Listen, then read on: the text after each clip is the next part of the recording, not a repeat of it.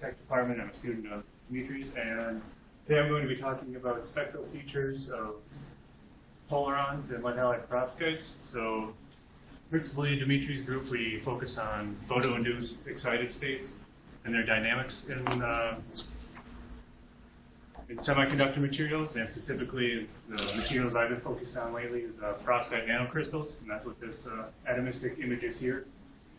This is the model that I'll be using to talk about polarons throughout, and this is just basically a 2 by 2 by 2 unit cell of lead halide perovskites, which is passivated with ligands to eliminate dangling bonds on the surface. And we use DFT-based methodology to get electronic structures, and then from there we implement excited state dynamics, where we look at observables such as hot carrier cooling from a photo-induced state, as well as non-radiative and radiative recombination rates of electron hole pairs. And specifically what I'm going to be talking about for today's presentation is polarons and lead halide perovskites. So what's the words I'm looking for? Well, it's been highly theorized that upon photoexcitation, that polarons explain a lot of the peculiar observables that people have seen, like long non-radiative lifetimes in solar cells. And recently people have been seeing spectra features of these in experiment. And so essentially how I'm going to be describing the polaron pictorially anyway is that you have your regular conduction and valence band. And then once it does the polaron formation, it creates like a potential well around itself. So that's what these arrows represents, and it creates an energy spectrum within that well. And I'm going to be talking about optical transitions within the wells for positive and negative polarons. So just to lay out how my talk's going to go and just a guideline for the rest of the presentation. So first I'll discuss what halide perovskite nanocrystals are. So this figure here is, so they're colloidal samples, so they're in solution as green emission for cesium lead bromides, and these are all experimental samples that I've been doing in Dr. Hobby's lab. We won't be at the conference, and it's currently unpublished, but hopefully by the end of the summer we hope to get some data out on these materials, on what we've been looking at in these anyway. I'm kind of sworn to secrecy because Eric's a little, well, we all know Eric. But anyway, so yeah, but for a general, so this is specifically materials I've been working with, but for a broader overview of the photophysical properties of these materials, the best way to get introduced to them is looking at the original paper that they came from. And this is from the Kovalenko group in 2015. And so people are excited about these because you can tune them across the visible spectrum based on the halide contents. You can also do some smaller changes based on confinement. So you can cover the whole UV vis spectra, as you see with the samples here. And they have pretty fast radiative recombination rates, and they have very high color purity, or very small full width F maxes. And so they're attractive for light emission technologies, such as putting them into LEDs or TVs. So that's one of the main reasons people have been interested about these. And so to describe radiative and non-radiative transitions, I'm just going to give a brief overview of, or a generalized overview of how people generally think about radiative and non-radiative transitions. So starting with radiative, you have in quantum depths, so instead of having a conduction band, your states become more quantized. So in your conduction band, you have these discrete states, which are characterized by symmetry. Or that's what these letters represent, symmetry. So you have S and P symmetry for those states in the conduction band, and then the same in the valence band, where you're near your band edges. And then to describe optical transitions, you use, they're described by transition dipoles, which is what these matrix elements represent here. And so for quantum dots that are synthesized, people are generally concerned with the intraband optical transitions, which these, in the previous picture, these were tuned between the UV vis spectra, while in for some device applications to get IR spectra, people look at getting efficient radiative transitions between these intrabands, in the conduction and valence bands.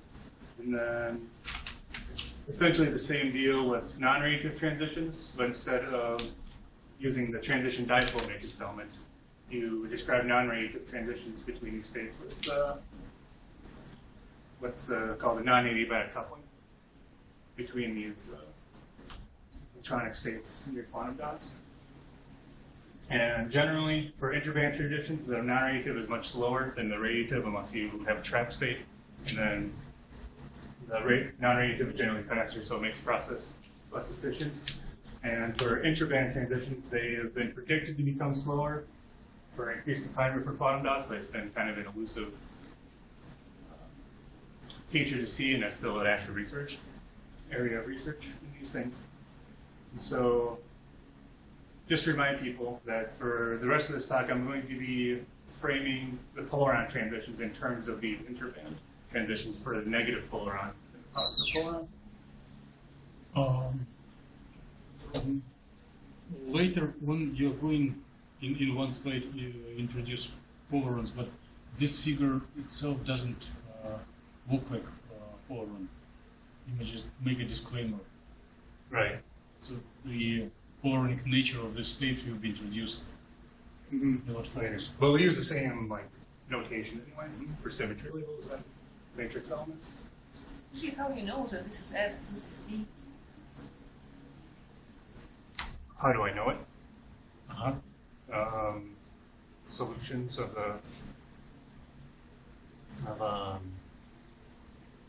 I guess your your quantum dot wave function. I guess it just naturally comes out that you have symmetry of your envelope function. Like you apply effective mass approximation? But let me reformulate the question. Is it objective knowledge that you digged out yourself, that those are S and P envelope functions, or it is convenient notations based on expectations? Yeah, it's convenient notation. So this obtained from effective mass or KP theory, right? Where you represent the wave function as a product of your bulk Right. wave function times the envelope function, which is a solution of particle in a box, whatever the shape of your system. Right. In your case, it's probably spherical shape, right? Or, but I guess these are actual cubes, so you Okay, get it. then it's even easier. Then Right. it's very simple. Mhm. And then you get in these solutions, right? Mhm. But so this data based on this very not very atomistic approach. But would you DFT? You probably apply DFT later on for polarons and so on. Mhm. Does your DFT calculations support the same picture of these levels? You also can see this S, P, and so on symmetry from DFT calculations. I do have a convincing one for SH, because that it's easier to see spherical symmetry. Can you show it right away? Yeah, maybe this slide would be beneficial if you show that you have these notations based on the effective mass approximation, and you also have same character for the DFT calculations. And that this approach is agreed, right? You're showing that the simple method provides similar results. Of course, it's more interesting to look on P rather than S. It's more interesting to look on P at least than S. Yeah, so the SH kind of shows it, so you have that picture.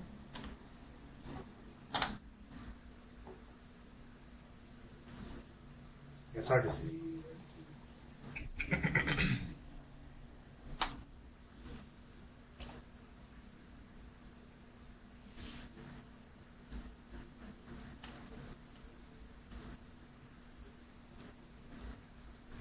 You still have time. You probably can look on speed and so on. Nature. At least for comparison. How S is different from P. So that is the S. So you kind of see the fast varying parts that follow like an envelope. That follows like a sine squared. Okay. But the P's are a little harder to see because in this model they seem to go radially towards the corners, and so based on the way that we do our computations, Like we just projected it on one axis, and it's hard to see the symmetry features. But that's something I've been working on. You It's can look very at the 3D probably. At least there should be 3 degenerate states with just different along x, y, and z direction. right. I think just because our model's so You have small. exactly identical, except that you just rotated by 90 degrees. Mhm. But that would be the expectation. But just from the orbitals I've looked at, I think just because it's so small, it's kind of spherical. So it seems that the orbitals go towards the corners. So it's really almost impossible, except this s orbital. The other ones you say it's impossible to really determine with this type of symmetry. It's not impossible. It's just with the codes we have right now. I've been trying to convert them to radial coordinates. So it's something I have been working on to look at the symmetry of the orbitals.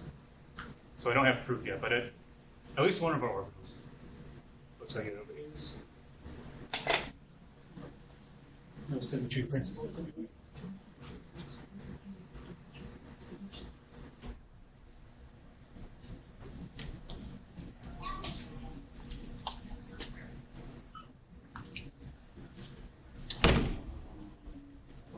We have a discussion that you may show your opinion. So S and P notations are for spherical symmetry.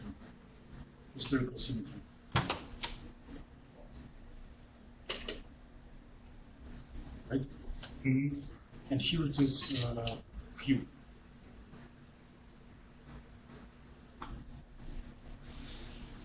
So Well, it's based on the nodal behavior. yes, so can you verbalize the translation of this S and P symbols into nodal behavior? You expect for S, maximum in the center. For P orbitals, it should have a node. Or should. Yeah. So basically, But wait. P means one nodal Just I plane. have a question. These notations SP, they coming from experimental papers? How you come into these notations?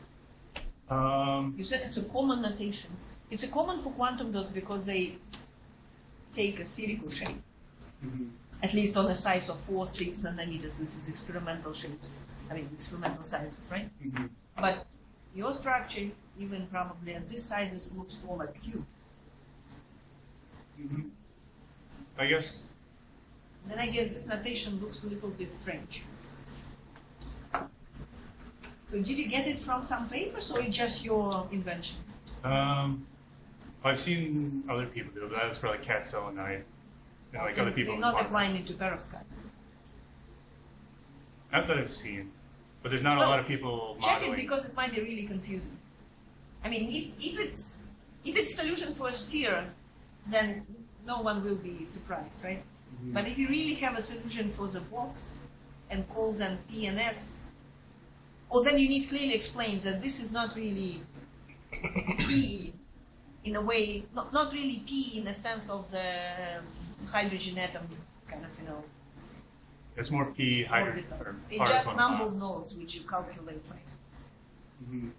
for this. So nothing wrong in the notation, but it needs to be declared. Like, there is a hypothesis that such notation will simplify discussion and it reflects some nature of the orbital symmetry. And we have this discussion. It looks like it's long, but when you present this, it probably takes you really a couple of minutes in addition to what you already said. You just should to say clearly that this is a solution of particle in the box when you consider this kind of effective mass approximation, presenting the wave function as a product envelope function times the bulk whatever component coming from the materials, right? And we use this SP notations as it is used for spherical shape quantum dots, but actually in our case the solution is really for the regular box, I mean for the rectangular box. That's why it's really S means no nodes, P means 2 nodes, and so on. Mhm. So it really takes you less than probably 5 minutes, actually I would say 2-3 minutes for this slide. Pretty much the same time as you already spent. Mhm. Just reorganize it. All right. And maybe illustrate with some of your figures for DFT calculations, at least for S, just for illustration purpose. Okay. So, side question. On slide 3, where you actually show your experimental results, are those, this slide, are these are still cubes, right? Yeah, you can It see. looks like cubes, yeah. Cubes are kind of 3D rectangles. I don't know what you call them. So, when you publish this, will you break it down into SPD, like envelope functions, or will you not talk about that when you publish? Publish Like when this you, stuff. yeah. They may not include this part about SMP and D. Because like it would make sense if you talked about your system, even though if it was a cube, if your experimental stuff was not cubical. I mean, if it was spherical, but since your experiments are cubes, does it like make sense to connect sphere to cube?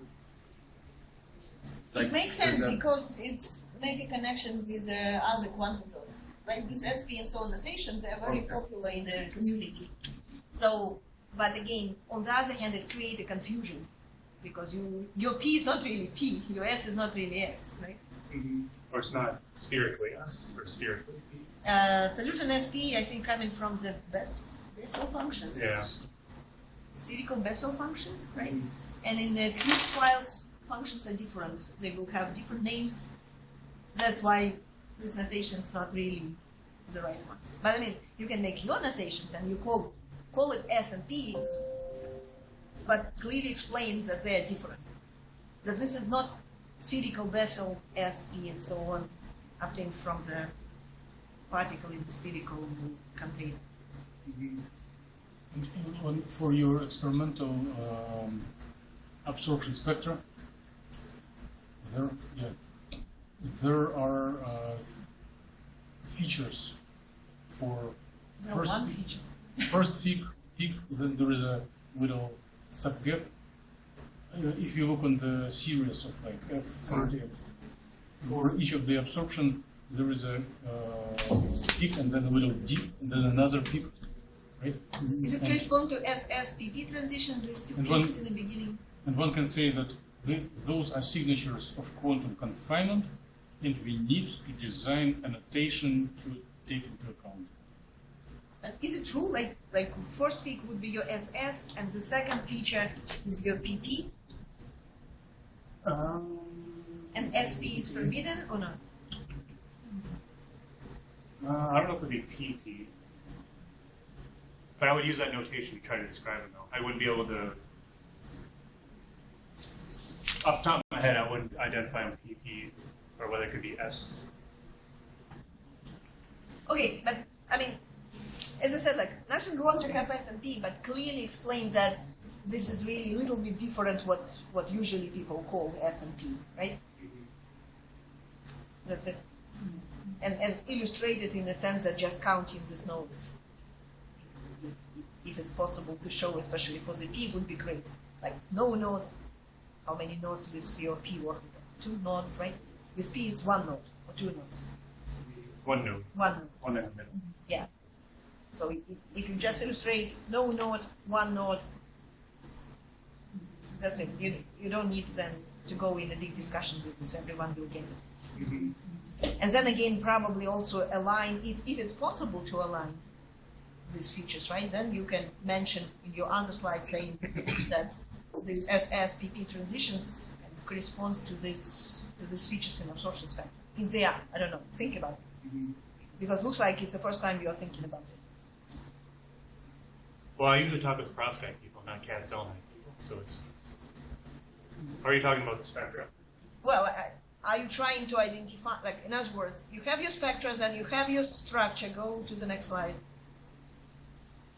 Next, then another slide, this one, right?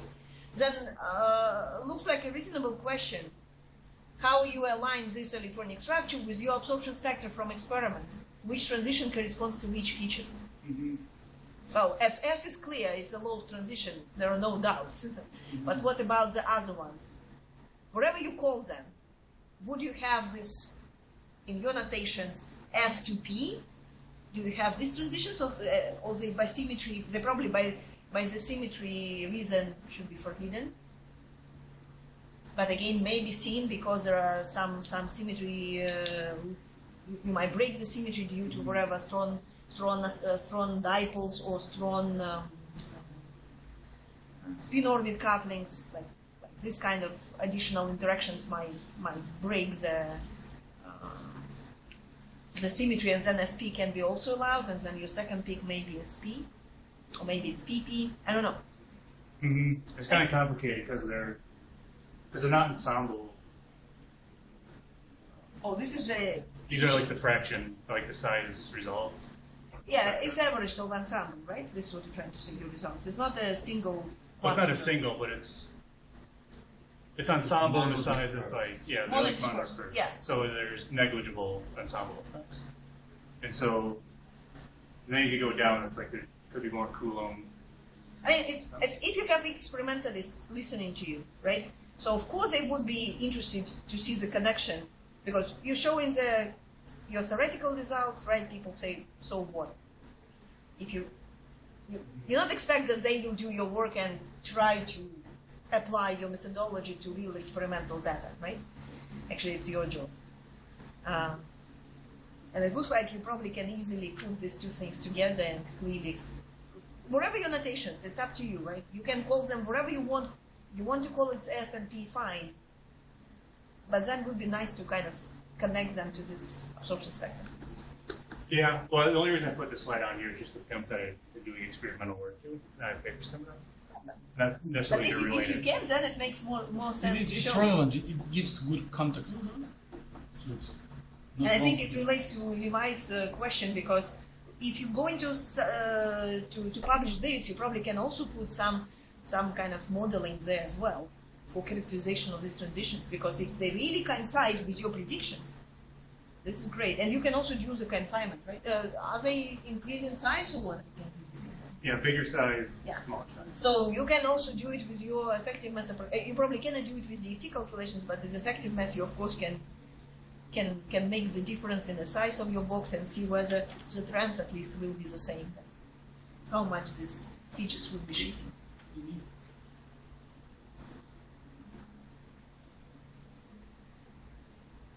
I mean, for confinement it's probably too much before the Telluride, but trying to assign, and it looks like you probably have first feature is probably SS and second probably PP, roughly. If you can assign these features, I think it would be a really good addition Right. and good connection between theory and experiment. Mm-hmm. I guess the only other side is that Eric is always hesitant about talking about unpublished work.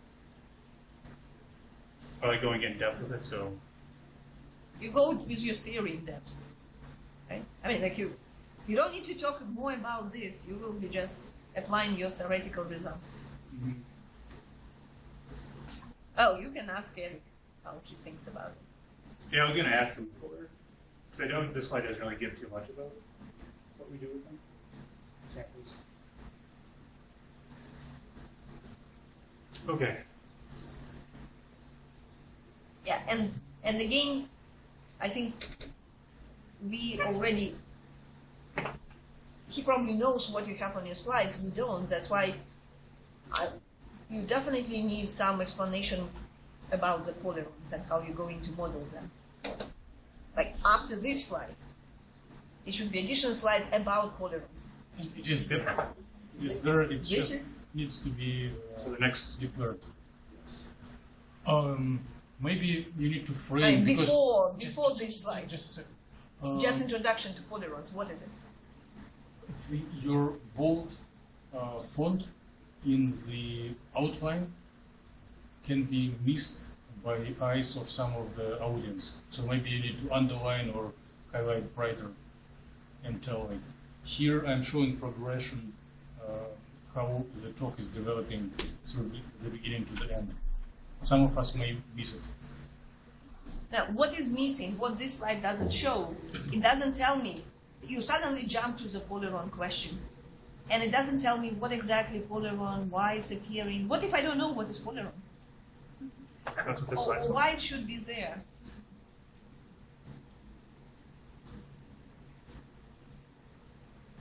Okay, so you're saying Be- I should put this. How? Return back to your previous slide. No, previous. This one. So you guys start talking about polarons using this slide, and I didn't get how they are connected. Oh, they are not connected. You just didn't go to the next slides. But yeah, I think then we got sidetracked. But what I was trying to say is I was going to use these notations Ah. to further talk about polarons. Okay, then you, and again, am I right? Polarons, when you really put a charge, you charge the system, Mhm. and see how this charge changes the both lattice relaxation and the overall, of course, electronic wave function, right? Mhm. So probably just say by words that this picture is for the neutral systems, but if we add in a charge, it's known that it's changed the lattice, kind of trapped, creating a kind of self-trapped, how you call it, Yeah, this sheet on the top. reorganization, wherever your language, right? Which of course affect the optical properties as well. But we use these notations for polarons. Mhm. So then, not just say polarons, give some explanation, Some just general maybe idea. steps and Some general idea spoon-feeding. what is polarons and how exactly you come to polarons with this material. And then you go in a deeper discussion of your polarons and what exactly you are doing and so on. Then it would be clear. Okay, well, I guess that's what I was going to use this slide. That was my intention with this slide anyway. Probably could have before you. So switch these two. Well, Slides. consider Lines are not- maybe there are. Well, the lines correspond to the order that I'm presenting the slides. Yes, that would be yes. Anyway. You that's can good. keep in the order as it is, but for impatient part of the audience, tell like, I'm going to say something about neutral, radiative, non-radiative, and the definition of polarons will come next slide. Just wait 2 minutes. Okay. But I would say it looks like your previous slide. It's really kind of twofold information there, right? One, you can connect this information, your theoretical model, to the absorption spectra measured, discussed with whatever your notations, right? And also kind of connect these notations with regular quantum dot community. It's first thing. And second thing, using these notations, you kind of lead us to the idea that we are not talking about just optical properties of the neutral systems, we're talking about charge systems, and then wherever the charge is creating this polaron formation and its effect on the optical properties. So it's kind of a transition to the next part of your talk. Like you can really go, first you kind of use it for your previous slide, for experimental results, right? And then you're making a bridge to the polaron, which is your main topic for this talk. Yeah, I think I see that. And then again, if you're really making this bridge, then whatever would be your next slide, you will decide by yourself. I think it would be then easy to figure out whether it should be this or next one. Okay. And I would probably swap them. Okay, so I've mentioned polarons a couple of times already in this talk, so some people might be wondering what polarons are. And so perovskites, they are polar crystals, so they're ionic and covalent, charged in contrast to like chalcogenides, which are mostly covalently bonded, so polaron effects aren't as prominent. But within perovskites, due to the ionic bonding, they have very large dielectric constants, where approximately epsilon is on the scale of 1,000 values. So if you imagine if you photoexcited your semiconductor, you have your electron hole pair surrounded by the ions. The ions are going to screen the charges of the electron in a hole from each other. So instead of being delocalized spatially along your spatial coordinates, they are going to move, or the ions are going to move in response to that charge. And it's going to self-trap them in different spatial locations as seen along the spatial coordinates.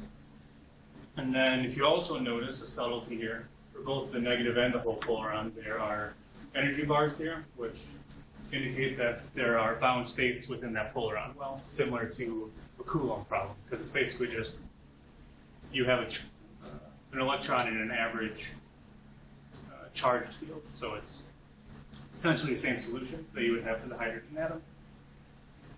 So I guess it's the right way to say it's a self-trapping of your exciton on because this it moves the nuclei and then the nuclei trap. due to the reconstruction of this polaronic effect.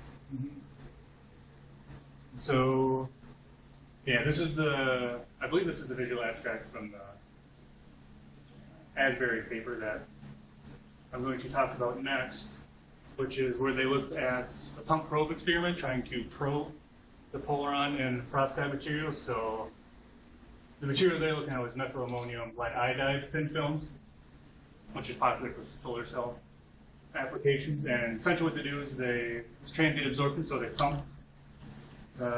pump the system, creating an electron hole pair, and they probe in the IR region, which is where people expect large polaron spectral signatures to be, and they look for essentially absorption characteristics that they could associate with polars. And then this is what they describe here as a polaron forming, as polaron absorption, and it has a temperature dependence due to the degrees of freedom of methyl ammonium, but essentially they're able to see absorption of the polaron systems where they describe it as a photoionization, where the polaron has enough energy to leave the well and go back into the conduction band or the valence band, whether it's positive or negative.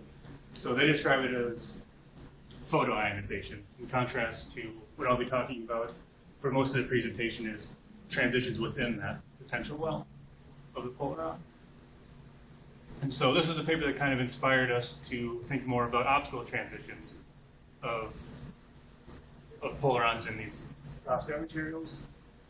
And so this is the same picture I've been describing before, the conduction band and the potential well for the polaron. And as So let's go back a couple of slides. Couples. Yeah, sure. Exactly. Would it be reasonable to put a figure from their more recent GPCC where they visualize schematically this photoionization? No one now understands you. How do they visualize it? Or it'd be like this picture, where it's so your polaron is occupied here, and then they just have an arrow pointing. Not experimental then. Experimental.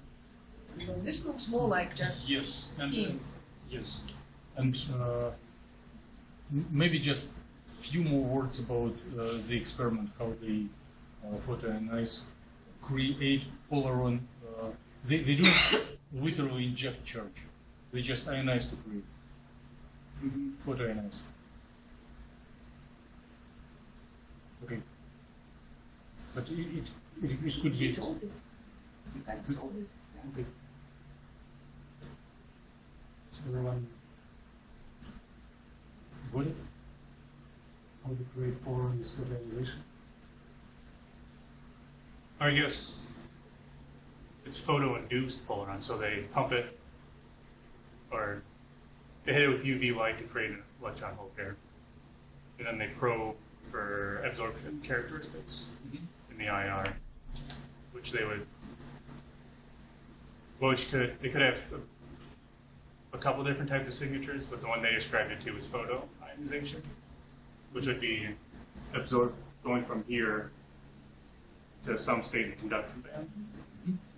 And an alternative way that people have, or that theorists have worked out optical absorption by polarons is to consider that if you have polarons with strong enough coupling with the lattice, or that they're localized enough and they're stable enough to thermal fluctuations. And this alpha just represents the coupling parameter. Now that these electronic states are stable enough where you can use essentially all the tools from perturbation theory to describe optical or radiative and non-radiative transitions within that well. So you can use transition dipoles to characterize optical absorption, and you can use non-adiabatic couplings to describe non-radiative transitions within the well. And so, yeah, so for the rest of this talk, is going to be talking about our atomistic simulations to try to model these radiative and non-radiative transitions in the well. First looking at just optical absorption from the polaron ground state, and then moving on to excited state dynamics, trying to model photoluminescence from the relaxed excited state to the polaron ground state, or to get polaron. Is there a reason to have arrows up? Just because it is simpler to draw it and have the figure simpler, or you want to highlight the idea of polaronic absorption? When I originally made it, it was to highlight absorption. Okay. Do you want this figure to illustrate emission and relaxation? It would help. Maybe other color, just a couple arrows down.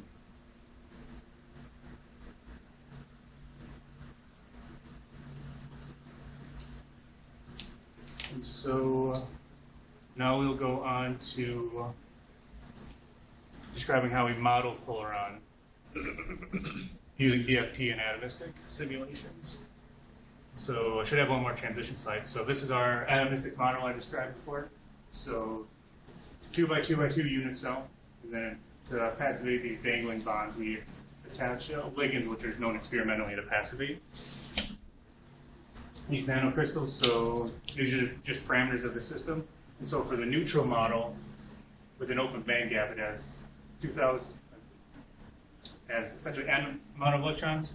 And then to describe polaron formation in these, we basically play with the number of charges in the system. So we remove charge to describe positive polarons independently. And then we add charge to describe negative polaron formation in these. And then we also implement spin polarized calculations. So we can look at spin multiplicities of the polaron cube. So specifically we focus on singlet, doublet, and triplet. And we use VAST software, so periodic boundary conditions. So that's important because then we have to make our clusters so that we don't have interaction with the cells due to added charge in the system. So that since we have a cluster with a lot of vacuum, that mitigates the interaction across cells. And then plane waves with positive potentials. Then we use PV functional for our excited state dynamics and then most of our ground state calculations as well. And so the first thing we looked at to see whether we were getting realistic polaron formation in these systems is to look at structural characterizations. And to do that, we implemented radial distribution functions, or pairwise distribution functions. And specifically what is shown in these pictures for the positive and negative polaron optimized geometries is pairwise distances between lead, nearest neighbor lead and bromine bonds, which is these A prime symbols, and then pairwise distances between the nearest bromine bond, which is B prime. And then the lines in the figure, so black solid represents the charge neutral ground state as the reference.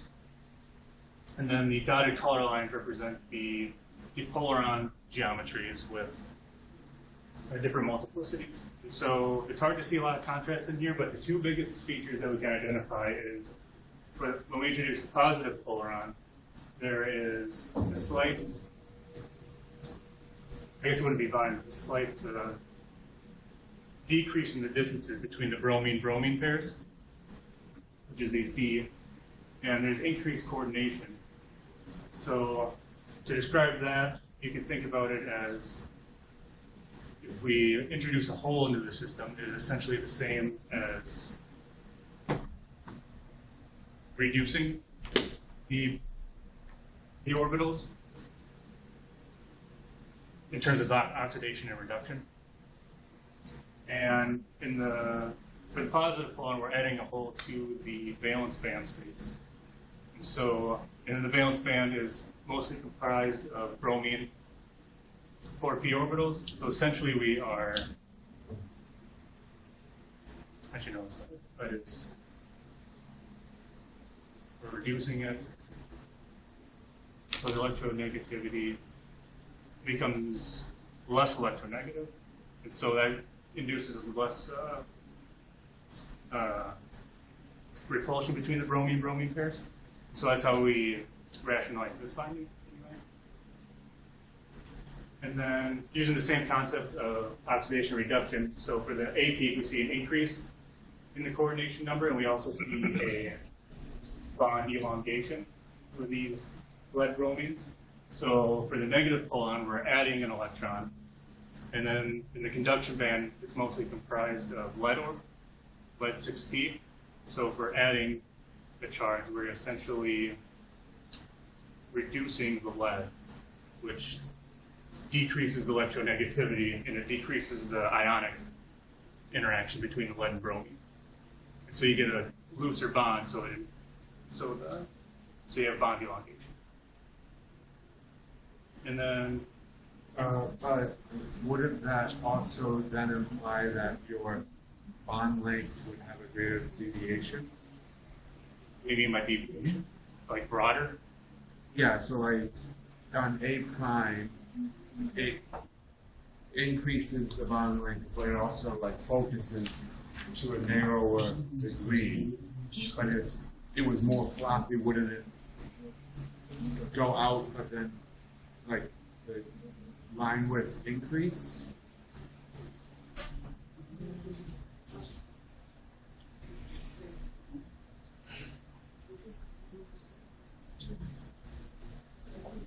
I guess the charge is implemented uniformly though, since it's in like in a cluster. So they all experience like the same reduction, and it's like a very small too. If you think about it, it's a molecular orbital instead of an atomic orbital. So it's going to be it's not going to be a full reduction. It's going to be like a 0.1, 0.2 type of reduction. But then why does the bond lengths become more similar? Because that's what the amplitude tells you. The higher it is, the more. But you have more coordination, like greater coordination. Not necessarily. Well, if you integrate this peak, that should tell you the number of atoms. Within that bond length. Right. Which essentially be, Is the So range of the it bond. should be, the area under the curve should be the same for all three cases, except some that, since you have two Gaussians that overlap, the overlap tail becomes your numerical. Like you don't know if it should be an A or B, but the area under the curve should be consistent. Otherwise, you have an atom going from a 6 coordination to 5. You are asking was that normalized? No, I'm asking why does it, if he's saying the bond length, the bond gets less rigid, why do they all become like 3 point whatever, since you have a higher magnitude? In case of hepron, this heptan has become narrower. yeah, Gamma share would be. you have a little increase in area here, you also have a little. is also narrower. Yeah, so the area should be the same. He's trying to say that if they are becoming Right. loosely attracted to each other, less rigid, then it actually should be the opposite. It should go down and broaden. No, if it's not rigid, it should be narrower. Yes, but he If said it is that more it's rigid, Yeah. but less rigid. your point is less rigid, right? When you Right. create a polyron, then it's becoming less rigid. For the PVBR conscious, Yeah, which Which is of A course- prime. right? And that would kind of imply that the cell is, or the quantum dot's slightly expanding a little bit too. But this is not showing was it expand. Your peaks are not moving, like they're all centered around 3 something, right? Right. It's not. Yeah. It's a very. It looks like your distribution becomes narrow a little bit, and that's why it grows in intensity, right? Which means that you have more atoms being more in the crystalline structure without fluctuations, without errors, without getting somewhere.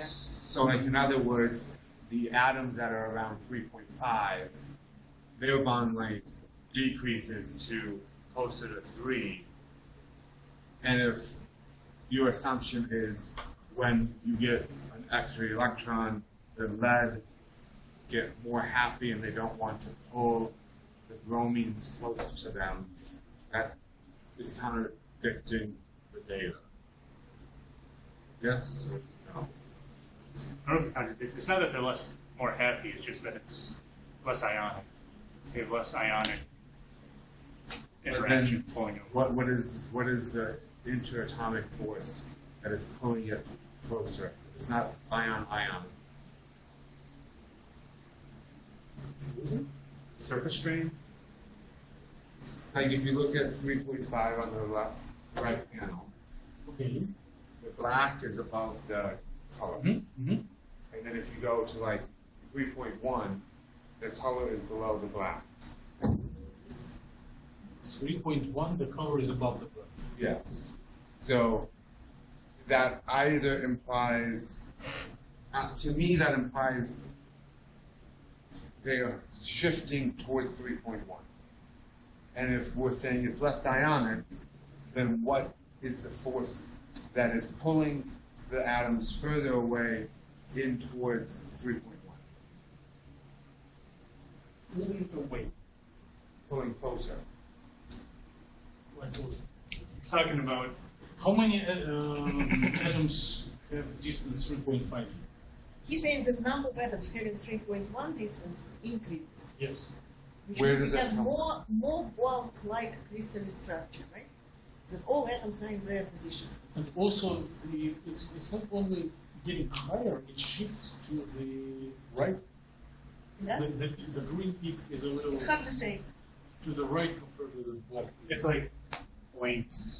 By the way, did you try log scale? Because your difference is so small, it's really hard to see. If the y-axis will be log scale, maybe differences will be easier to follow.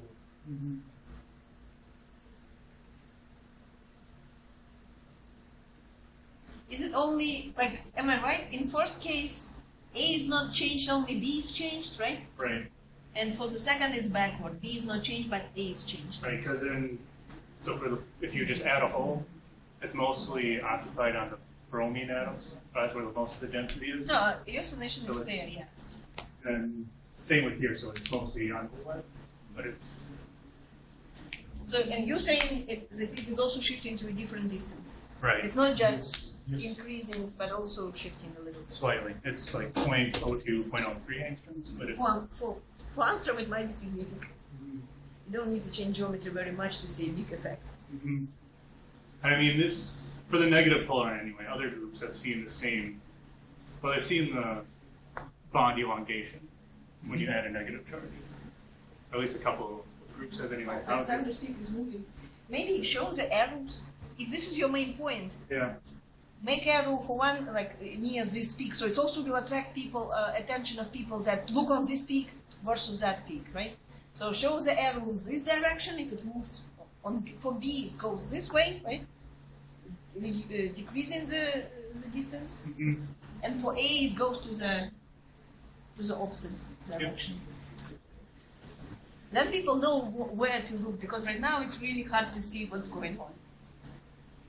Another stylistic suggestion is if you took the difference of the ground and the other colors, because then you would not have to look at the relative. You would just have to look: is it positive or negative? What? Subtract? Good idea. Subtract Good idea. them. Yes. Subtract color. Yeah, might- subtraction might- might help, yes. And But- it will be more sensitive to That's little changes. just a stylistic thing. Yeah, very good idea. Thank you.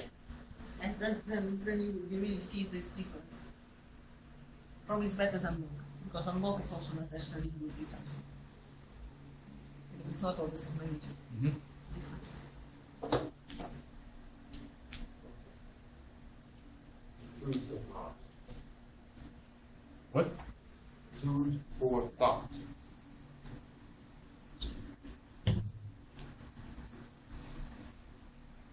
Okay, so that's analyzing the spatial coordinates, so it seems like we are getting some sort of polaron formation anyway in our system.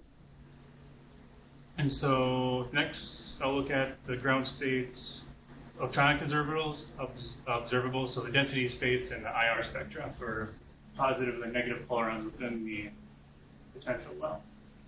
So first I'll look at the positive polaron. And so each of these are density states about 0.5 eV within the valence band edge.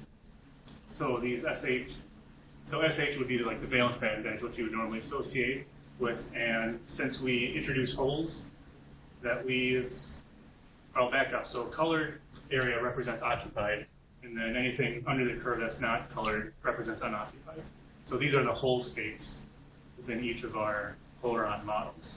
And it follows the same notation that we debated at the beginning. Yes. Like S means no nodal planes, P, one nodal plane is expected, D, like the two nodal planes. Okay. And yeah, and then the arrows represented in each of the density states figures corresponds to the same symbols within the spectra, which I'll get to. And then just one more thing on the density states. So we see, if you look closely, so for the singlet and the triplet, the Fermi level is aligned with the pH peaks here. Whereas for the doublet, the Fermi level is aligned with the SH. And that's just a consequence that for each energy level is twice degenerate. And so for the doublet, we remove one charge. And then for the single and triplet, we remove two. So that'll have important consequences for absorptive spectra. So if we move over here, we see that for the singlet and the triplet, the lowest energy transition, SC to PE, that should be H. Those should be H's. I'll have to change that. Are Moving on, green and blue. Visually, They are pretty much the same. how do I see the difference between singlet and triplet? Do we have any difference in the low energy peaks? Are they coinciding or not? Or your blue starts after whatever fire? so the lowest energy, there's a slight difference. We can see for, I guess, this peak here, they're roughly the same, but lower intensity. And then you get the higher energies, and then they're offset. But the density of states images. So doublet is one electron removed, Yes. and singlet and triplet 2 electrons removed. And what is the difference between singlet and triplet as on the figure? Just from the figure? Like without label, how can I see that green is singlet and blue is triplet? Like this.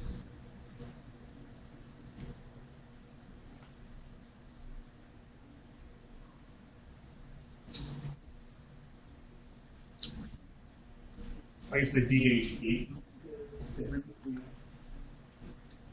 these. He's more pronounced here than singlet. Is that what you're looking for? Yeah. But for triplet, it's requested that the specific magnetization, that there will be 2 electrons, 2 unpaired electrons. Right. And they're just aligned.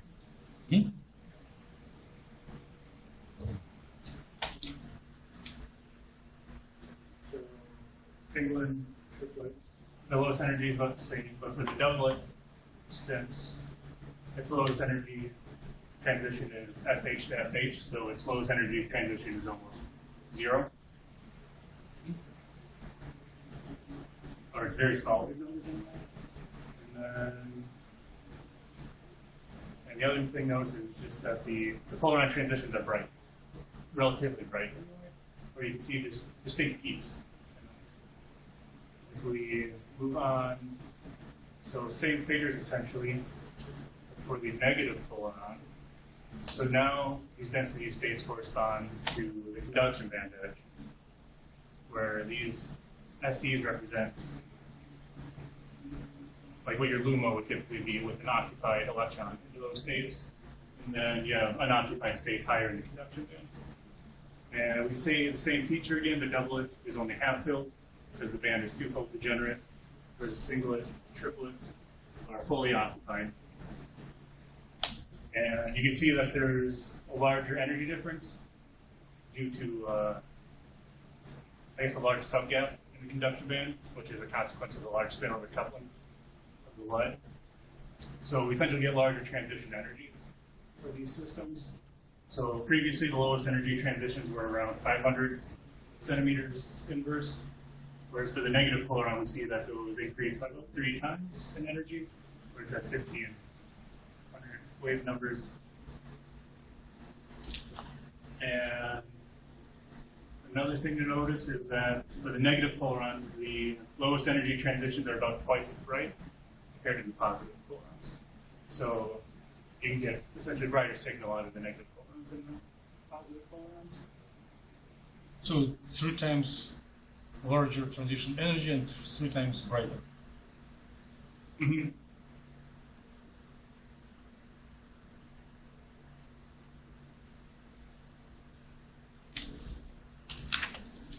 So I don't have transition slides to describe how we do it.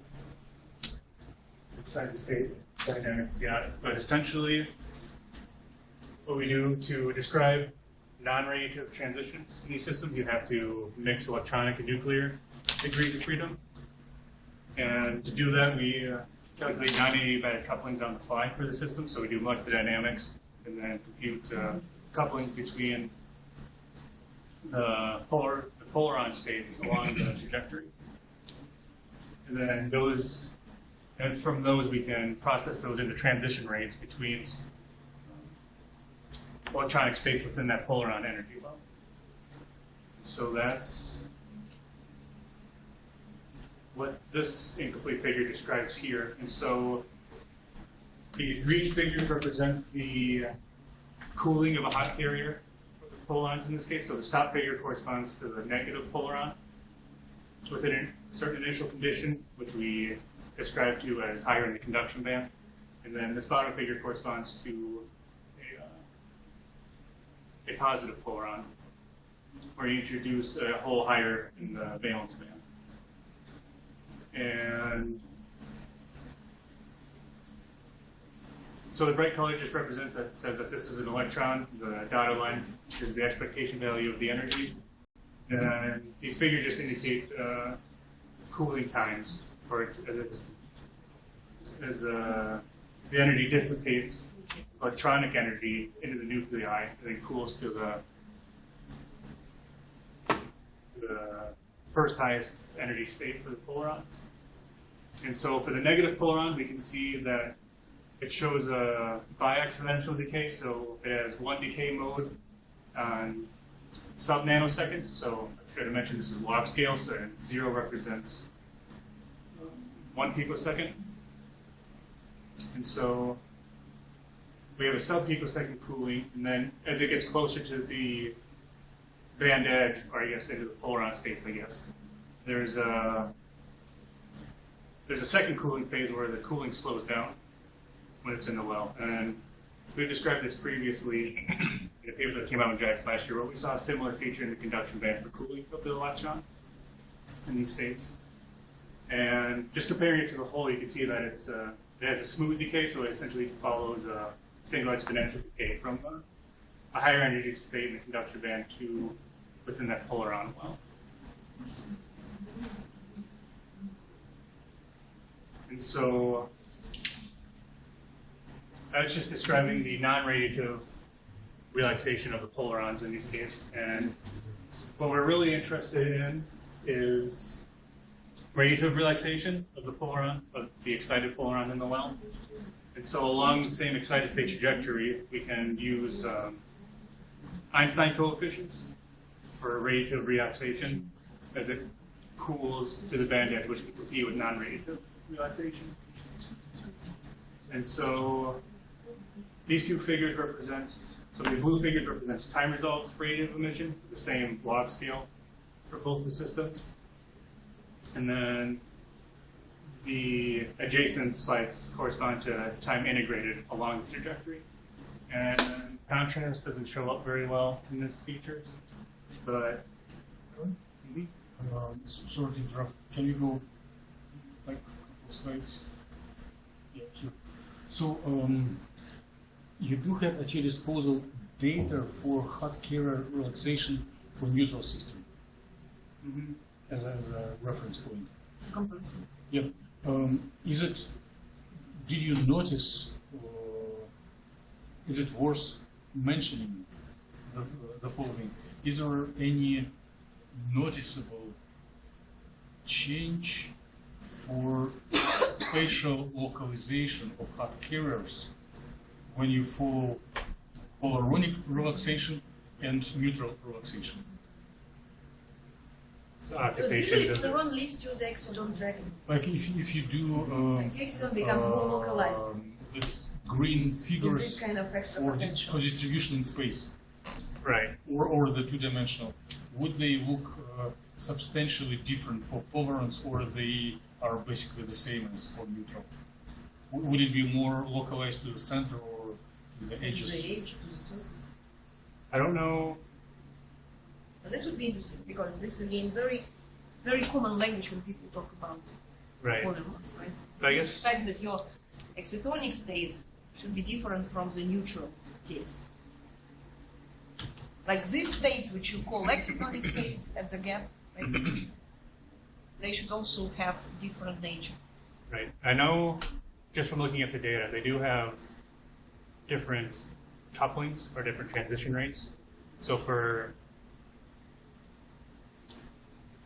just from the charge neutral model, this one, the decay is longer on this end than charge neutral. So it behaves as you would expect that way, because you expect polarons they change the geometry, so you have less couplings to your normal phonon modes. Or maybe just because you have larger splitting between levels. Yeah, that too. I think the energy is about the same though. Well, according to your figures, it should be different, right? Like you have a band and then you have a kind of distinct levels near the edge of the band gap. I understand, it's maybe just illustration. Yeah, that's more Right. propaganda than actual reality, but it illustrates the point though. But I guess for your localization question though, that's kind of tough because they're large polarons, so they have like a radii. No, it's the same thing for the polymers. It's also large molecules. It's just one dimensional, right? I mean, Right. But you can make your model so larger the than the exodon is completely delocalized over entire system, right? But due to the polaronic effects, it's kind of squeezed, and it's probably reducing in size twice or 3 times. Very noticeable effect. It doesn't do that, I can tell you that, because it's just such a small system, it's hard not to be delocalized over the whole thing. I guess to see that I would have to make a 6 by 6 by 6 unit cell that might be more visible. But I guess with 2 by 2 by 2, there's not a lot of contrast to see, I guess. If you see, But you if check- you do not, if you checked it, if you do not see this effect, you still may make an effort to disarm potential questions, telling like, okay, everyone is waiting for polarons will create more localization of charges in space, but not for such small molecule. I guess I could check it because it's just subtracting part charges, Mhm. densities. If you subtract them, you should be able to.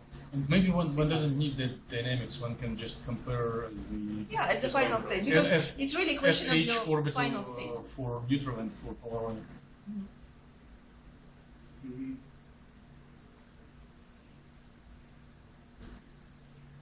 Or you just can take your state from this dynamics, right, and look on the orbital at the final state, which you call Polyron state, right, versus what? Versus the neutral case. I guess the only tool we have to look at them now is 2D visualization. I guess we could do 3D. I guess it's hard on MATLAB to process it, but it's. I'll think about it and play around with some And ideas if you to try just to subtract visualize the it. orbitals, the densities, You can see that with 2D pretty easily. Yeah, it's something worth trying. I just noticed on the edge though, it's like the same density on the ligands. Visually, it seems like that because it's some of the ligands that near the band edge, they kind of cap it so there's density on them, and it seems like they're still, yeah. That could just be hybrids. It's an interesting question.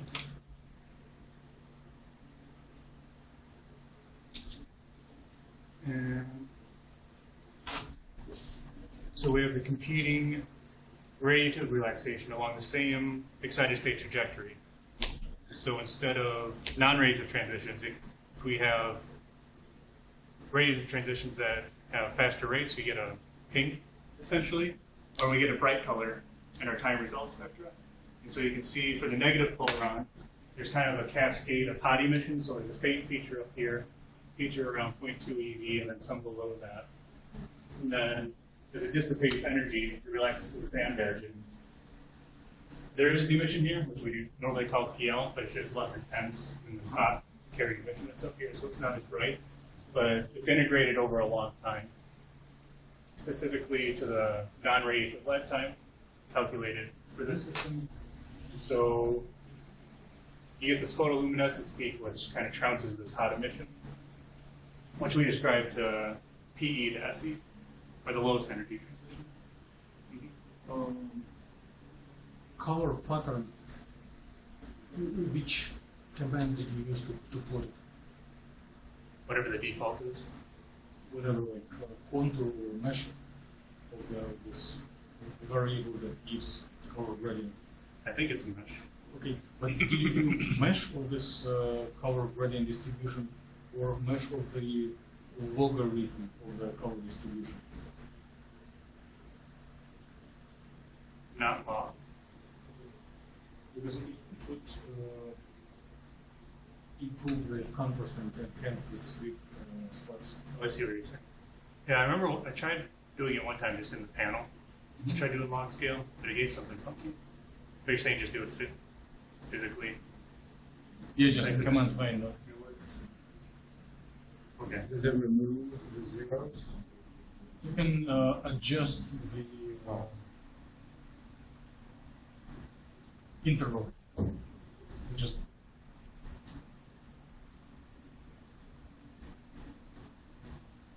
So same deal with a positive polaron, which is this figure down here. So we see similar features of hot carrier emission while it's cooling to the band edge. And then once it cools to the band edge, we have bright photoluminescence.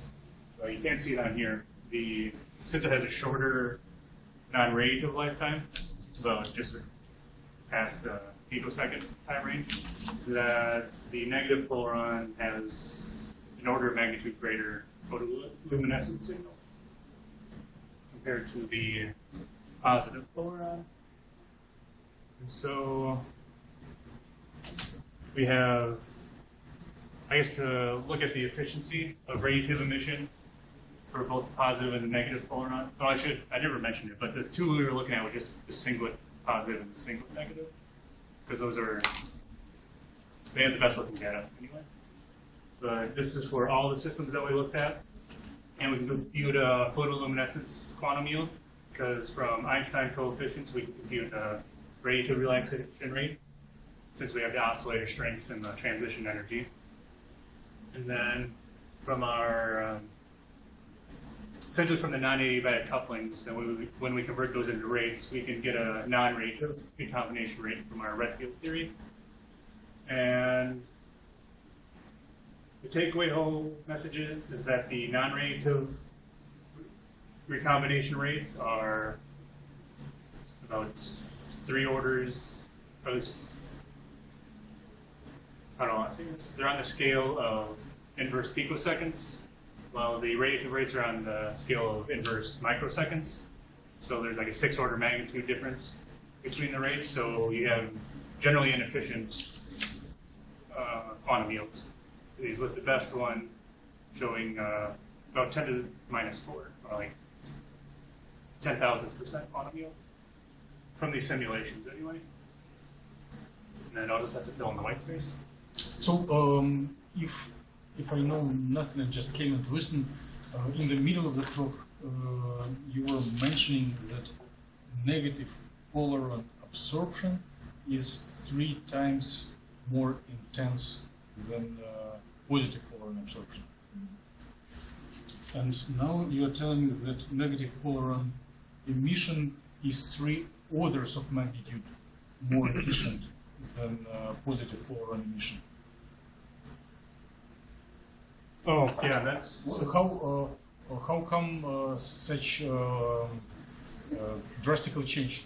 For one feature it is 3 times, for another feature it's 3 orders of magnitude. that comes from the differences. So if you look at the radiative rate column, they all essentially they're separated by like half an order of magnitude for the radiative rate. So they all have similar radiative recombinations. So 3 times you'll be seen in this column.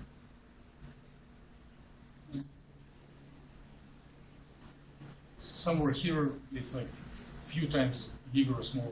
Right. Well, I guess it has 2 or 3 times greater oscillator strength, but the rate depends on more than the oscillator strength. Okay, because of these brief factors. Right. Essentially the transition energy, which is 3 times larger. But the biggest difference is from the non-radiative rates. So the negative singlets, which I've been describing in previous models, shows the lowest non-radiative recombination rate, which is on the order of 10 inverse nanoseconds, whereas the other ones are on the scale of inverse picoseconds, which essentially corresponds to your typical hot carrier cooling times, or like interband transitions between P and S states, or symmetry states anyway. What's the reason for this substantial slowdown?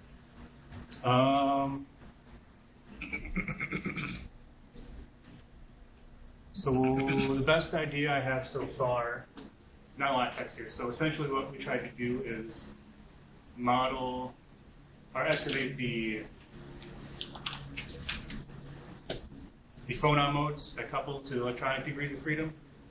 And so we implemented, I can't think of the name, vibrational density states analysis, essentially.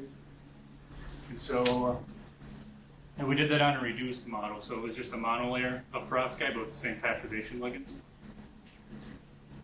And so, and you wouldn't expect it to change the phonon density states too much, because any modes from the perovskite are going to be low energy, like 400 to 500 centimeter inverse, while the ligand states are going to be higher in energy, just because they have more degrees of freedom and they're smaller, so they have greater vibrational modes. But so we computed that, listed out some of the common modes that are typically labeled out for these systems, and then comparing it to the absorption spectra for this is the negative polaron, and then this is the positive polaron spectra. If you so one thing you notice about the positive polaron is it has lower transition energies. And so a lot of the electronic transitions within that potential well are within the same region where there's a lot of vibrational states from the ligands. And so those help promote quicker non-radiative relaxation, just because they're more in resonance. And so that explains why, if we look at the table, one reason why the positive non-radiative rates are generally pretty fast on inverse picoseconds. Whereas if we compare the negative polaron we see that for the singlet anyway, its peak is aligned with what I've labeled as the NH bending mode from the ammonium ligands. And an interesting feature about that is the ammonium ligands doesn't do any direct bonding with the perovskite surface. It's more physically absorbed, so it's a coulombic interaction. So it doesn't have any electron density, which it can dissipate energy from directly, because your non-adiabatic couplings is proportional to orbital overlap. Since it's not bonding, it's not directly participating in that interaction. And so even though that these modes are in resonance, that it's not actually contributing to any dissipated transitions. Whereas if you look at the CO stretching bonds, which are from the carboxylates, those directly bond to surface lead orbitals, so there's actually electron density between those. And you see that this peak is in resonance with the triplet model for the negative polaron. And that one showed 2 orders of magnitude quicker non-rate, the recombination rate, compared to the single. And so it's an interesting feature how the surface passivations can directly impact the non-radiative relaxation rates in these systems. And then since this is primarily the NH bending, the other modes from the near the surface aren't in resonance with this, so it can no longer. Is this 3 orders of magnitude difference in quantum yield and mechanistic explanation of this effect Purifi's main result of the whole work? Yeah, it's the Put that on the next slide. Would it be worth to mention it maybe in the title slide or second slide before even all machinery? Mm-hmm. Here is the story to prove that there is a 3 orders of magnitude quantum yield in positive and negative polaric emission. Yeah, it would make for a good story. But do they see it in experiment? I kind of missed it. People see near IR emission in different systems, but people have seen absorption characteristics of like polaron or perovskite films, but nobody's seen emission yet. Because I guess the emission would be like in the mid IR, potentially far IR range. So it's like you'd have to be directly probing for it if you wanted to find it. Even in a quantum dots. They're not shifted even in the red. Yeah, nobody's High in energy. right. And people haven't looked at that yet. I haven't seen a lot of literature on polarons and quantum dots yet. Usually when people describe polaron formation, it's in the thin films, because that's where they But see it more readily. is your prediction, like you predict that actually this, I forgot which one, positive or negative, which one is the highest? Negative. Would it be then even higher than in films? Like this is where you really have to advance this polaronic effect, like you will have emission from polarons. It's 3 orders magnitude higher than in positive, right? Mhm. But would it be also enhanced with respect to the films? I don't know if it would be enhanced, but it just could provide the guideline of if you're going to go search for these, like what energy ranges you'd want to find, and then relative intensities of peaks of from what you find. So overall emission is not so great. It's just relative Right. efficiency, 3 orders of magnitude bigger. And there are a couple of methodological things that we neglect, which could have significant impacts. So for one, we neglect coherence, which for polarons, since they have less non-adiabatic coupling, you expect them to have longer coherence times. So that would change the excited state dynamics. Then also, since the transition energies are so small in these systems that they would be comparable to the nuclear reorganization energies. So you could be out of the inverted regime from Marcus theory. Because the transition energies are on scale like 0.2 eV. And So people get reorganization energies of like 100 millieVs. So the reorganization energies and the radiative, But you include your reorganization energies in your calculations, right? not the rates. Huh? Not the rate calculations. Or not the rate. Mm-hmm. But you can include this. I mean, Mm-hmm. you Yeah, have you your can. reorganization energy, you can just change your model and put this information into the model, right? But not, maybe not in the Romanian. No. But I mean, like this is just this is doable. Like Right. you can make these corrections. That's why I mentioned it. 'Cause It's more like a future direction. You can make this correction for future. hmm Yeah, we have models right now that kind of go along that. So you just have to consider excited states of the polaron. So I have models going right now which should lead towards doing some Marcus corrections and then eventually some adding coherence just for a small basis of states. So what's wrong with coherence? Or as we don't include coherence in the calculation. The reference theory doesn't include coherence. It includes coherence. But one has a freedom to decouple it from population. Or we make an approximation that we only track changes in population during the excited state trajectory, but we don't include resonances for the between to account for population changes. So there is no issues with general methodology. There are implementations are a little behind on the. And you do this approximation to make it quicker, Yes, but again, if you can you return back? And yes. have it been done for small systems or different systems? Yes. Inclusion of coherence. But it's substantially more, the numerical effort becomes much more expensive. That was kind of what I was going to put it. I was going to have. Maybe I'll just put that in my conclusion slide. I would Instead say of it's have- more like a future direction. Yeah, but I already have enough. Like, Looks like all these things is affect your results, but you can definitely correct it because this is work in progress yet, right? yeah, so my main takeaway is I do have a feeling that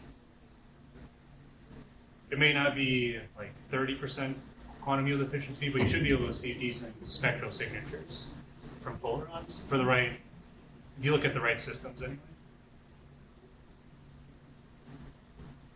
It's the right charge. Right systems, right charge, no defects.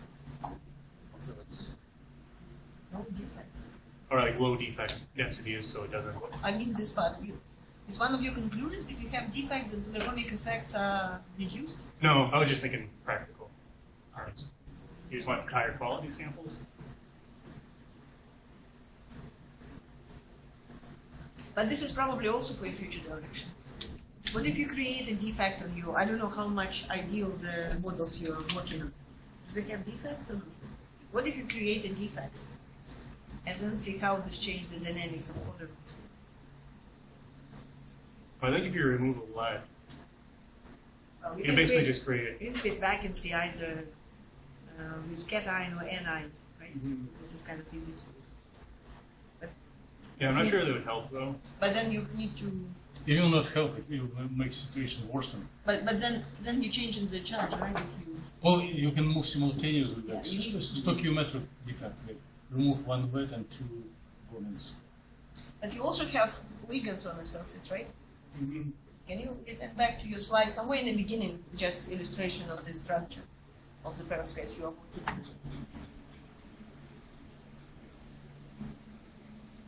So these ligands, they're not neutral. They have charges, some of them.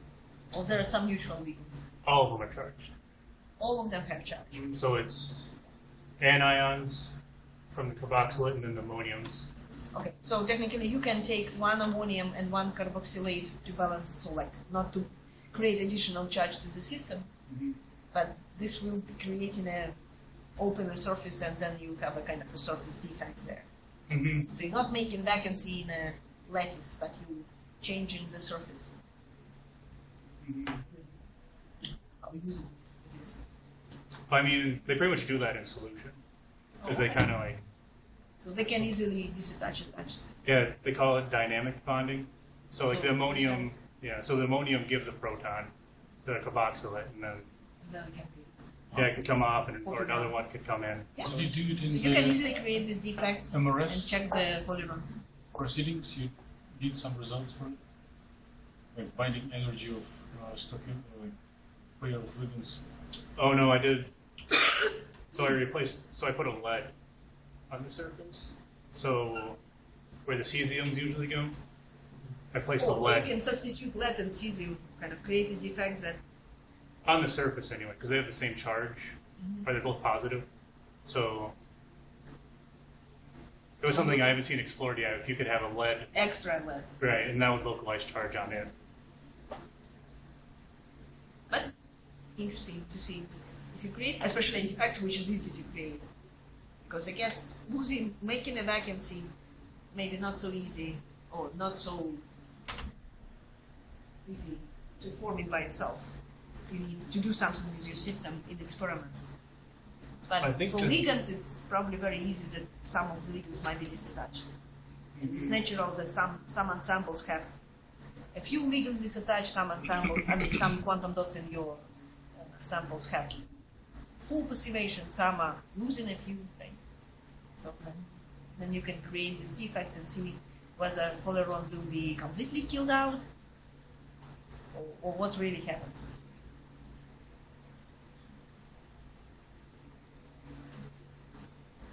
So you probably can just have a slight future directions. Mm-hmm. Yeah, I was just. Methodology improvement and defects or something like this. Okay, we have three more things in the program. First, to give speaker a round of applause. Second, check if there are questions or suggestions for improvement. Feel free to ask something, or if you're not sure, write down suggestions. Aaron, please do not leave. And the third part, it looks like there are questions. There were some given. And the third part, can you bring up the slides?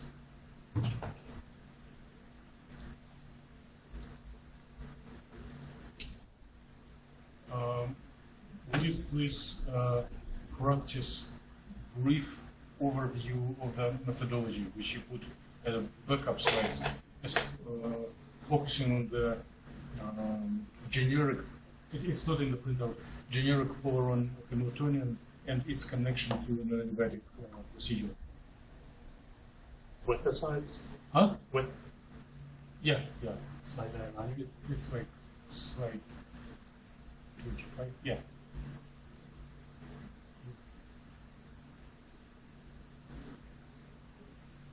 Highly likely there will be no time to speak about it on the actual talk, but there could be questions. And,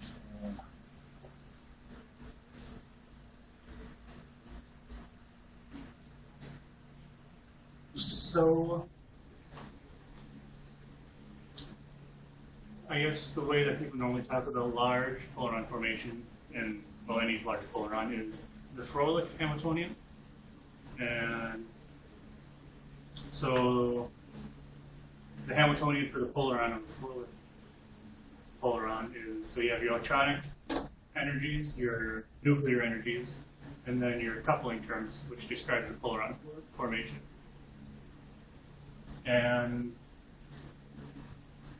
in second quantization terms, so this is,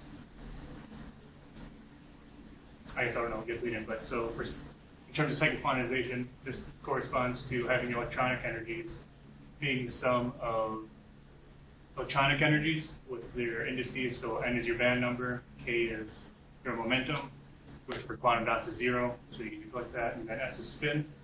And these are your Fermi creation and annihilation operators, which give you energies. So your phonon term, which describes basically your harmonic approximation. So it's just your nuclear energies with h bar equals set to 1. With your boson creation and annihilation operators with your 0 point energy. forget what Q and P are. Q.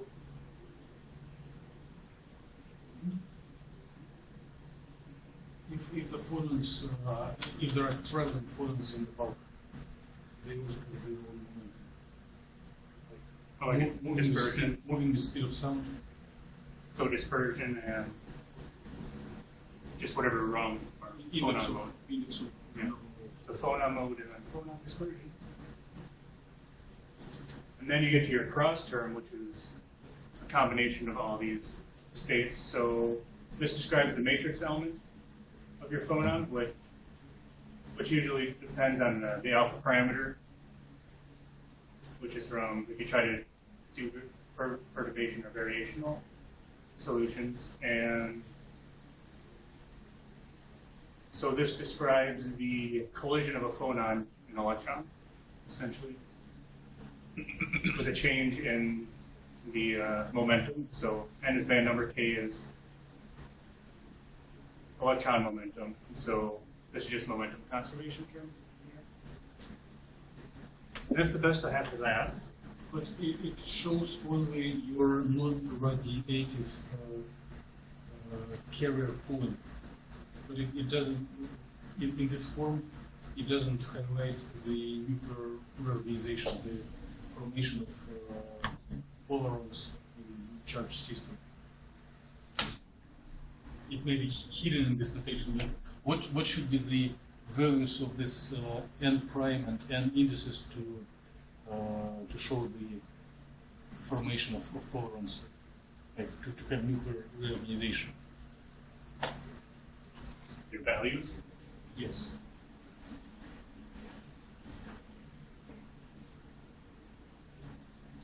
Like n prime and n can be similar or different. Well, they're different electron states. If they are different, it will be transitions. If they are the same, it will be nuclear reorganization. For the same electronic state, it will have additional contribution to energy due to interaction with photons.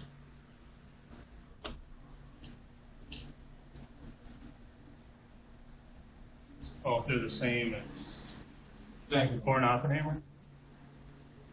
Yep. Okay.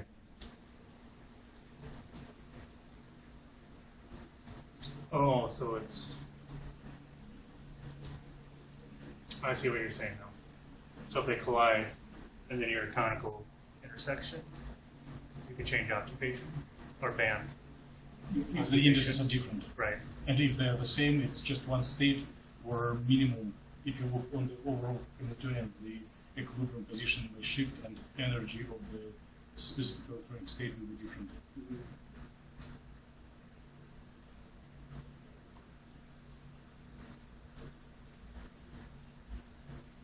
That's just the energy Mhm. transition.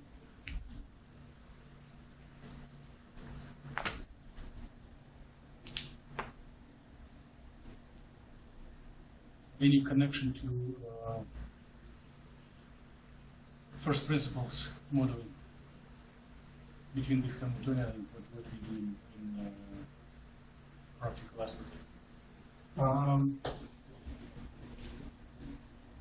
So we treat the electronic energies quantum mechanically, so that loosely follows Mhm. second quantization. But our phonon modes, or we use mixed classical quantum calculations. So the classical part comes from our nuclear degrees of freedom. So they don't actually follow this type of distribution necessarily. And then same for the coupling term anyway. You have to be kind of creative in trying to explain how you can incorporate this term into quantum classical. So can you say that Methodology. this gamma n prime relates to your non-adiabatic coupling? Which terms? The coupling gamma sub n prime.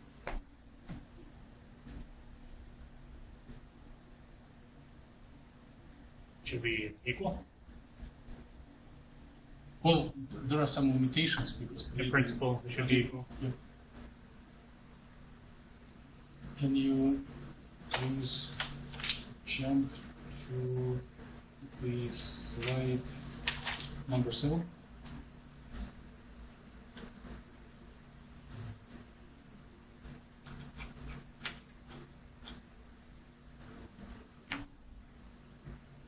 So you do have the initial electronic state, final electronic state, and the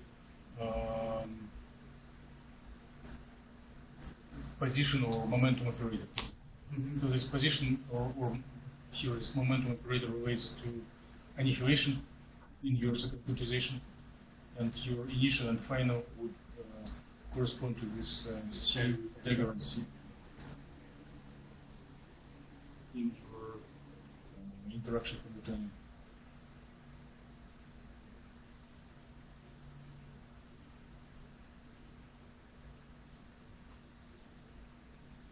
There's the matrix element, the gamma. Mm-hmm.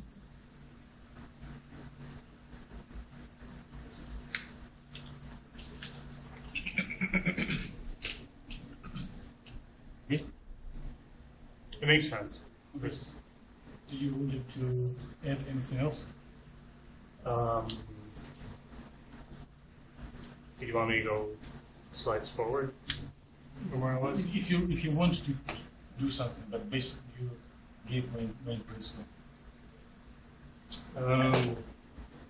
Yeah, I don't know if it'd be worth trying to just describe the other slides.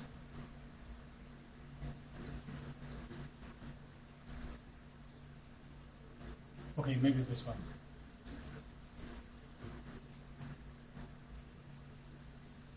Oh, let's see if I can do it. So, this is the generalized Coulomb Hamiltonian I was talking about before. So what I'm trying to do is to convert the second quantization form of these into our mixed quantum classical notations. And so if you start with a charge neutral system, or just an electron system, you optimize the charge density for that number of electrons and spin indices. So you'd have n number of electrons coupled with the atomic nuclei in the model. So that Hamiltonian would be described as what you'd get from DFT for the n number of electrons, where the energy depends parametrically on the nuclear coordinates. And that's just what this term tries to describe. So it's essentially Born-Oppenheimer approximation. And then to describe polaron formation, I should only take a step back. So what I'm trying to do is trying to find a way to isolate the energy of electron-photon coupling. And so essentially create a Hamiltonian for the n number of electron system. And then play games with the n plus or minus 1 or 2 electron system. And then try to isolate the coupling energy, or the reorganization energy, essentially. So this next term essentially describes if you add an electron, so you have your electronic Hamiltonian with plus or minus an electron, still have your nuclear coordinates, which don't change at all, but then you have the electron-photon coupling for your n plus or minus charge system. And that's basically the same as if you add a charge to your n electron system and just let it reorganize around that new charge.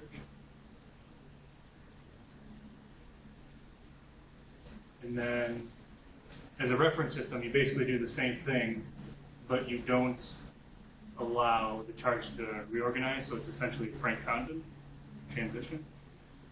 And then to get the electron-photon energy interaction, you basically just change the system optimized on the excited state potential. And you just minus the Frank-Condon energy from not allowing it to reorganize.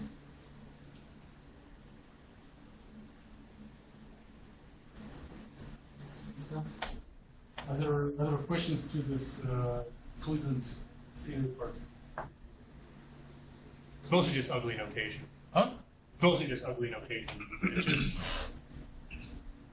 2 single point calculations. Or a single point calculation and then an optimization. Questions 1? Questions 2? Questions 3? I thank everyone. Okay.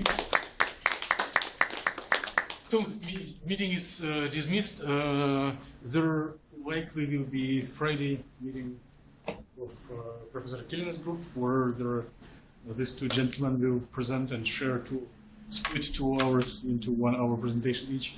Next week, there will be, the room is reserved, the facility is there, but some part of the participants will be away, and conference will be going on at this time. So there is a suggestion to cancel meeting next week and just interact by emails if there are some urgent things. And in 2 weeks from now, there will be meetings through online. And there will be research update of some of us. We'll decide by email who will be presenting. Okay, thanks for coming. If you were creating written feedback, please submit it to the authors.